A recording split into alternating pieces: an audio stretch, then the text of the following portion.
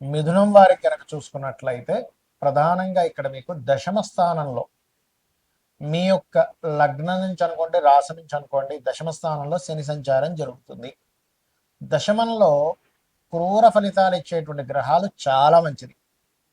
అంటే ఉద్యోగ సంబంధించిన విషయంలో మార్పులు చేర్పులు ఇస్తున్నప్పటికీ, రెండు రెండు ఉద్యోగాలు చేసేటువంటి ఫలితాలు ఇస్తున్నప్పటికీ కూడా అక్కడ ఉద్యోగంలో కొంత స్ట్రెస్ ఇస్తున్నప్పటికీ మంచిదే. కాకపోతే ఇక్కడ మనం శని పూర్వాభాద్ర నక్షత్రం నుంచి ఉత్తరాభాద్ర నక్షత్రం నుంచి, పూర్వభాద్ర ఉత్తరాభాద్ర రేవతి 3 ఉంటాయిగా, ఉత్తరాభాద్ర తన శని నక్షత్రం నుంచి బుధ నక్షత్రంలోకి ఎంటర్ అవుతున్నాడు.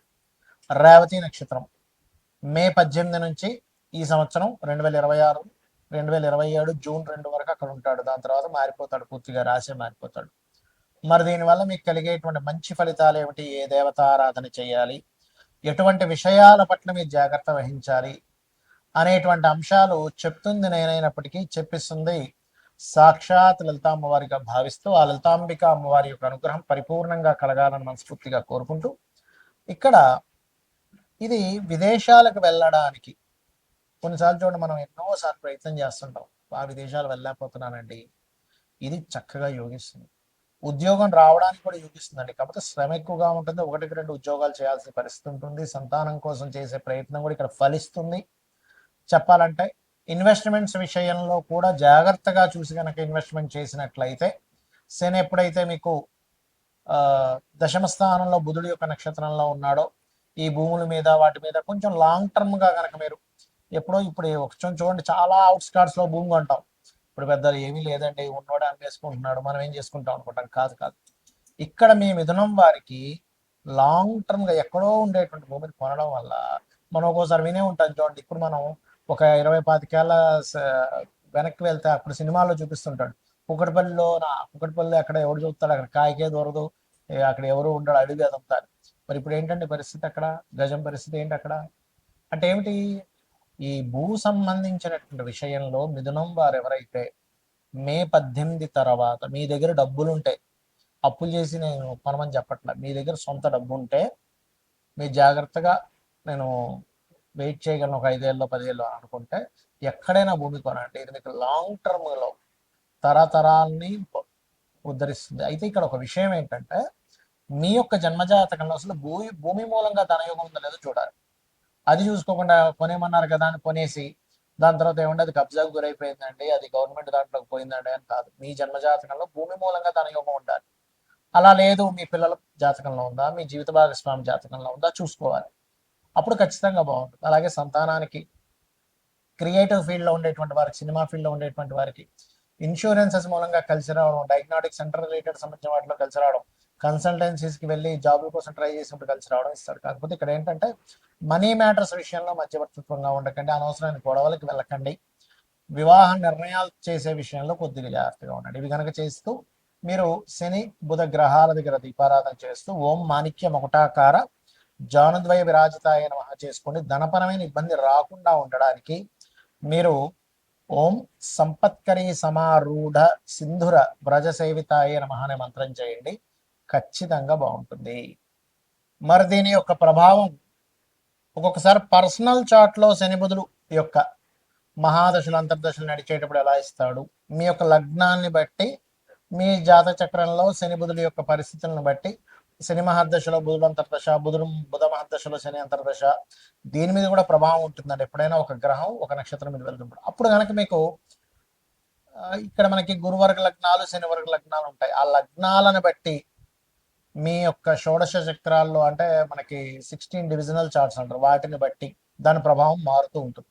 కాకపోతే ఏదేమైనా కానీ ఏమంటే నాకు జాతకం తెలియదు, ఏమీ తెలియదు, ఏం చేయాలి? ఈ శని బుధుల యొక్క కాంబినేషన్ అనేటువంటిది ఒక రకంగా చెప్పాలంటే ఇది ఫైనాన్షియల్ గ్రోత్ ఇస్తుంది.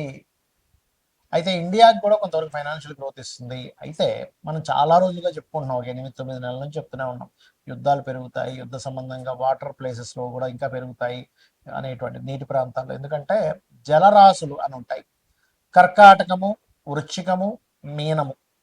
ఈ జలరాశుల్లోకి ఎప్పుడైతే శని యొక్క సంచారం జరుగుతూ, మొన్న మనకంతా కూడా కుజుడు కూడా కలిసి ఉండడం, కుజుడు కుంభంలో ఉండి రాహుతో కలవడం, దాని తర్వాత శనితో కలవడం వల్ల జలరాశుల్లో ఉండేటువంటి జల ప్రదేశాల్లో యుద్ధాలు పెరగడం, జలరాశుల్లో ఉండేటువంటి అన్ని దేశాల్లో ఉండేటువంటి కొన్ని నౌకలకు ఇబ్బంది రావడం, అందులో ముఖ్యంగా ఇండియా నౌకలకు కూడా ఇబ్బంది రావడం, ఇవన్నీ చెప్పుకున్నాం మనం.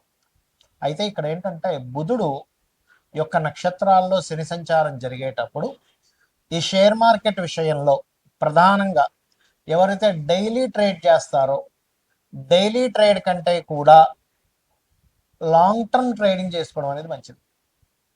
ఎవరి జన్మజాతక చక్రంలో అయినా బుధగ్రహం కనుక బాగుంటే వాళ్ళకి ట్రేడింగ్లో అద్భుతంగా కలిసి వస్తుంది. గుర్తుపెట్టుకోండి. ఎందుకు? బుధుడు తెలివితేటలకి, ట్రేడింగ్కి, వీటికి కారకుడు. గుర్తుపెట్టుకోండి. సో ఈ కారకుడైనటువంటి బుధుడు ఎప్పుడైతే బాగున్నాడో, ట్రేడింగ్ అనేటువంటిది ఏమిటి? మనకి ఎప్పుడు మనం ఎంటర్ అవ్వాలి, ఎప్పుడు బై చేయాలి, ఎప్పుడు సెల్ చేయాలి, ఆప్షన్స్ అంటారు, మీకు తెలిసే ఉంటుంది. సో ఆ యొక్క శక్తిని అద్భుతంగా ఇస్తాడు బుధుడు. అంటే మనం ఎంత ఎమోషన్గా కనెక్ట్ అవ్వకుండా చాలా ఈజీగా ఇది వద్దులే, మనం వస్తే రేపు మళ్ళీ చూసుకుందాంలే అని వాళ్ళకి ఎప్పుడైతే కరెక్ట్గా అనిపించింది బయటకు వచ్చేస్తాడు. ఇంకా ఆశపడ్డ ఎక్కువగా ఆశపడకుండా ఉన్న దాంట్లో సంతృప్తి చెంది బయటకు వచ్చేలా చేస్తాడు బుధుడు. అంటే బుద్ధి ఆలోచిస్తూ ఉంటుంది.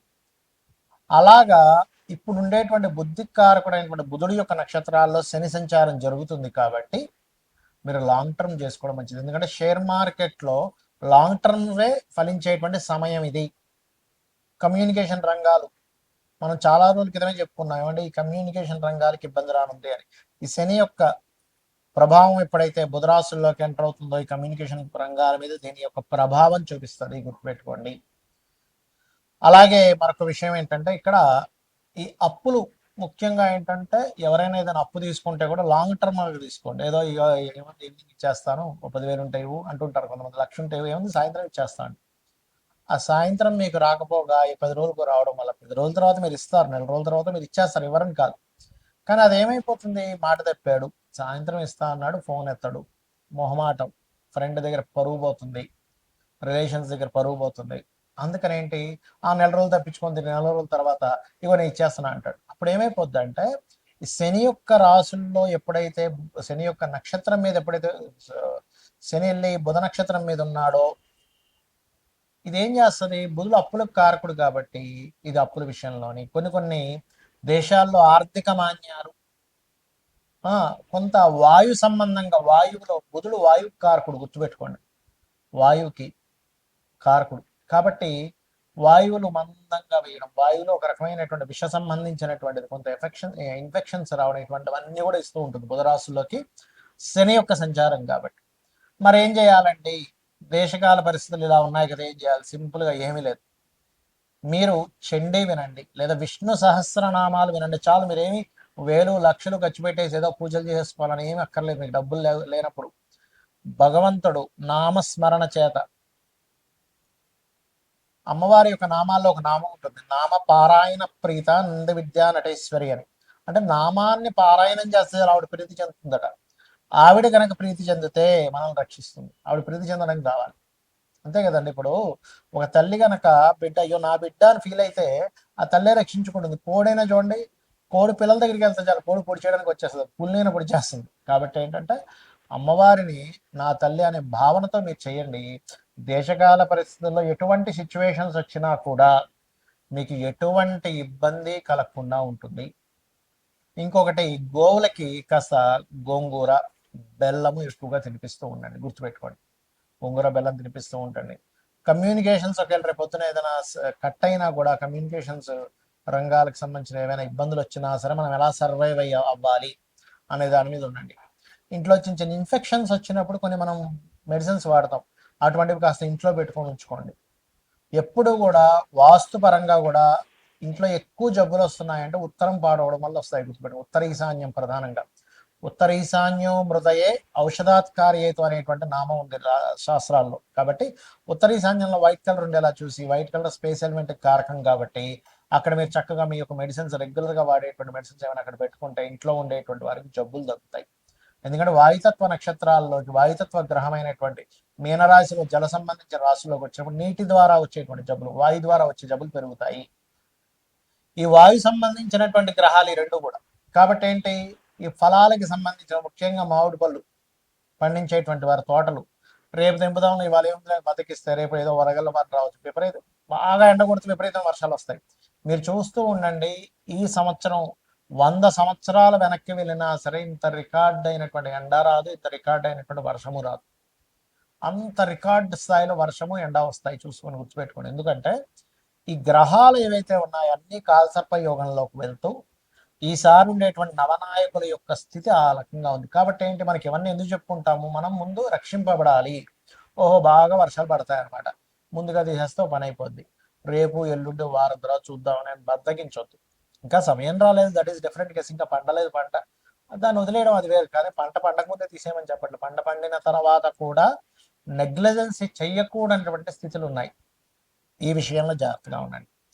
అలాగే బుధవారాలు శనివారాలు అప్పుల విషయంలో చాలా జాగ్రత్తగా ఉండండి. అప్పులు ఎవరికి ఇవ్వడం తీసుకునే విషయంలో బుధ శనివారాలు అవాయిడ్ చేయండి. మంగళవారం కూడా అసలు తీసుకోకూడదు అని చెప్తున్నాను నేను మీకు. అవాయిడ్ చేయండి. బుధ శనివారాలు ఎట్టి పరిస్థితుల్లో blue and green colours avoid చేయండి.